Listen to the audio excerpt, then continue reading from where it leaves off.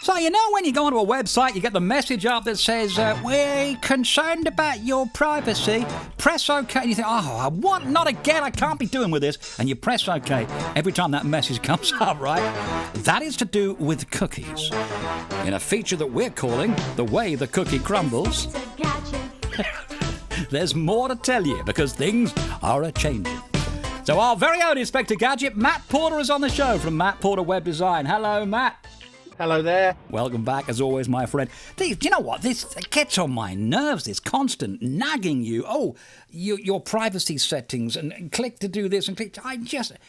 You know, I know the change in regulation was applauded when it first came in, but now it just gets on everybody's nerves.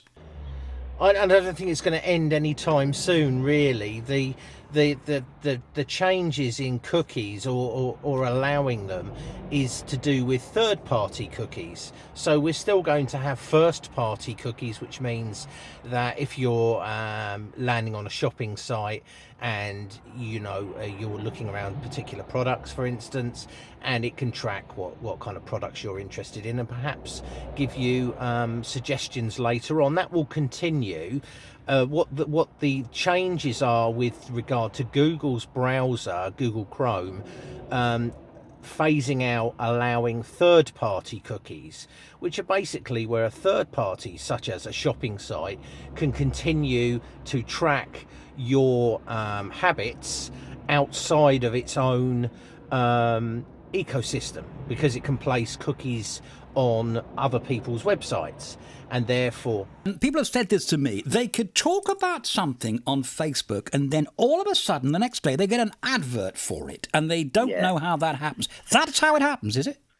Yeah, it does. So that's exactly right. It's basically tracking your behaviour to a certain extent, not desperately infringing on your rights, but it's still theoretically to give you a better... Basically, you know... Pardon? User experience? That's what they know. Yes, I think that's correct. Yeah, so you know that you are being given information which is pertinent to your interests, and that's what happens with the social media sites, where you start seeing things which you're interested in, or you, like you say, you might have been speaking about previously. But this is about third-party... Control over cookies is a minefield, isn't it? I mean, it's so much so you think, oh, for goodness, I can't be doing with this. It would be a lot simpler if we were aware, or at least someone was managing, who was getting our information, and that fundamentally is what this change is about, is it? It is basically. It's to...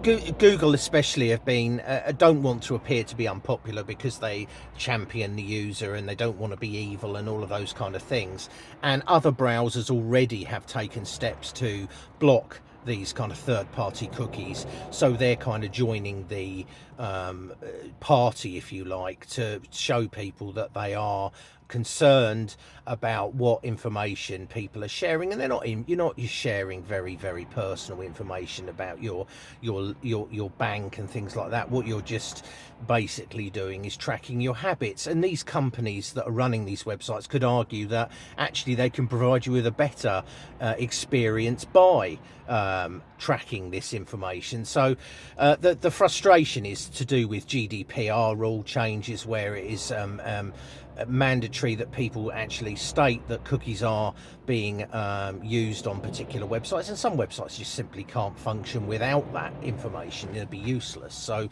yeah, it's a bit of a contentious issue. All right. Talking of GDPR, still getting spam, Matt. Pardon? I thought GDPR was aimed at reducing spam. I get as much as anyone now. Exactly, the opt-in rules, which, you know, everything kind of forced you to say you had to tick to opt out, whereas now you should be ticking to opt in. There's nothing going to stop spam coming through to you. You know, the people that are going to be likely spamming you don't give a monkeys about the rules and regulations. They're simply trying to either earn money through affiliate links and things like that, and they're not really interested. So, you know, have a decent anti-spam system running, or use an email provider which is very very good at capturing spam itself, but yeah, it's always going to be a problem. Millions or billions and billions of emails are going out every day, and I see them running my own web servers and email servers. I see the level of spam the whole time, so it's still prevalent. But it's kind of the people that aren't trying to break the law or circumvent them will have probably stopped. There you go, Matt Porter from Matt Porter Web Design. So a slight change to the way your cookies are handled in Google Chrome, which should reduce the amount of information that you're transmitting when you visit various websites. Matt, have a good day. Thank you. You too. Thank you. So that was doing a radio interview sitting in your car. There you go.